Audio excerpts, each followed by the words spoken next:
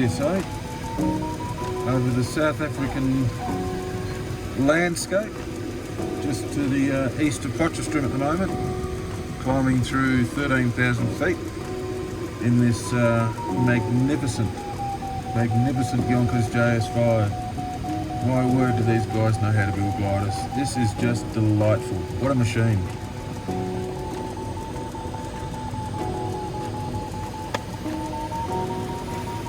Hands off, going around, look at that, just beautiful. Hey, I'm Lumpy Paterson from Australia in the state of New South Wales, and I fly at Tokemall. I own a full-time gliding operation in Australia, and it's Tokemall Soaring Centre. And we've tried to set up our operation so that it involves everybody. We teach people how to fly right from the ab initio stage, right through to people trying to get their gold Cs and their silver Cs and even their first 5-hour flights, first solo flights. So at the lower part we can train pilots to fly in the Blanic, working your way through a PW5 up to LS4s, Discuses, Ventuses, 2s and 3s, and then work right up to the top to be able to fly a JS3, which is rather exclusive, but we can have that as an option for you as well. So the weather looked really good on Sunday. There was an opportunity to fly the JS5 at the max wing loading, which we did, and the weather really complemented the aircraft. We had some good streets and good thermal conditions forecast, and as it turned out, that was the case. Being able to pair fly with Oscar for a certain part of that, making decisions and working out where to go in the sky was also very helpful, because the landscape for me is quite unfamiliar. But having someone like Oscar leading the way for most part of that was quite good. Where the glider came into its own, for the whole flight of 750 kilometres, we had a turning percentage of 19% of the time. So for a lot of the time the glider was flying straight and level, and the performance then can really be seen in an exceptional. Pulling up into 7 or 8 knot climbs and getting 1,000 feet every time you pull up, it's just beautiful. It's a magnificent machine. So it was very interesting to fly with Oscar, because getting the direct correlation between the JS5 and the JS3, because I own a JS3, so I was very keen to see how the performance characteristics are. And the JS5, even at the full wing loading, was keeping up and or out climbing Oscar, which I'm sure was frustrating him sometimes.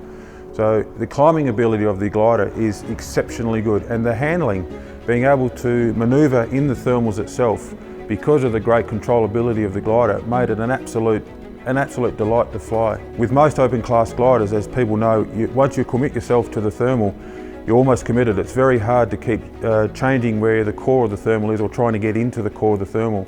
With the JS5, it was almost like flying a big 18-metre ship. You change the way that you fly. Well, as I was telling Alicia in the clothes store, we need to have a size for average Australians, which I believe is what I am. The AA size. So, like the JS3, the cockpits are very ergonomic, which I think is an absolute plus for the Yonkers sailplanes.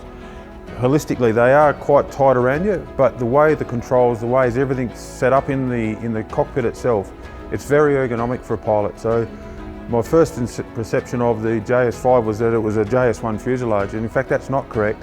The shoulder-wise is about the same as the JS1, but it narrows up a little bit towards the front for optimising the performance of the fuselage. And this certainly wasn't uncomfortable. It was noticeably different to the JS1, but it certainly wasn't uncomfortable. And in fact, the more I flew it, the more you get into your groove and you find your position in the cockpit, the better it was.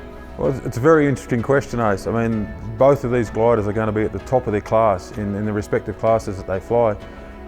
Open class typically has always been, people have shied away from open class in the past. The performance has always been exceptional, but like with most things, there's a compromise to the performance. And in most cases with open class gliders, it's the big wingspan and you lose a lot of the controllability of the glider. I think where the JS5 is going to be a market leader is that it is an open class glider.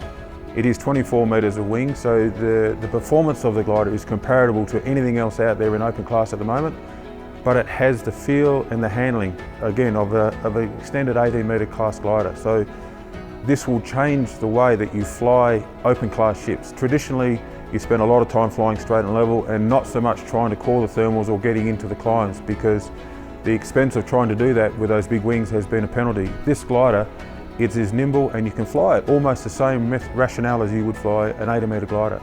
So why would I want to swap from an 80-metre to the Spid 24 Ace? To be honest, just the performance line. I mean, to me this would be an exceptional glider to have the performance of this, the handling of this, and also on the ground at 24 metres. It's not cumbersome to move in and out of the hangar.